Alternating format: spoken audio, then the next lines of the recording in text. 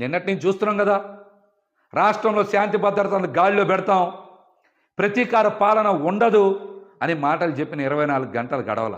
రాష్ట్రంలో చాలా చోట్ల ప్రతీకార దాడులు జరుగుతూ ఉన్నాయి. శాంతి భద్రతల సమస్య తలెత్తుతూ ఉంది. రాబోయే రోజుల్లో ఇంకెన్ని చూడాల్సి వస్తుందో.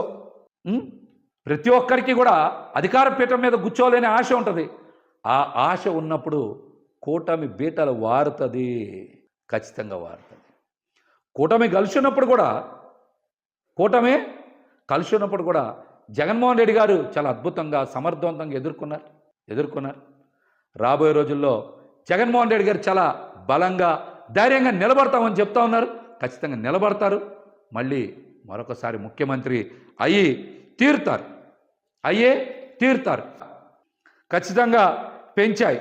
కానీ పేదపడాన్ని అభివృద్ధి అంటారు, కానీ రియల్ ఎస్టేట్ వ్యాపారం జరిగితేనో, లేకపోతే కొంతమంది పెట్టుబడిదారులకి అవకాశాలు వస్తేనో, పెద్ద పెద్ద బిల్డింగ్లు ఉంటేనో దాన్ని అభివృద్ధి అనరు అనేటువంటి వాస్తవాన్ని ప్రజలు అతి తొందరలోనే గ్రహిస్తారు, తెలుసుకుంటారు.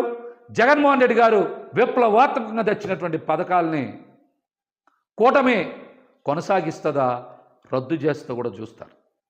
వాటిలో ప్రధానంగా మరి చిన్న జిల్లాల ఏర్పాటు, సచివాలయాల వ్యవస్థ, అమ్మ ఒడి, రైతు భరోసా కేంద్రాలు, అదేవిధంగా వాలంటరీ వ్యవస్థ, ఇంగ్లీష్ మీడియం విద్య, వీటితో పాటు సెంటు భూమి, అమరావతిలో ఇళ్ల పట్టాలు, ఇవన్నీ కొనసాగిస్తారా, రద్దు చేస్తారో చూద్దాం.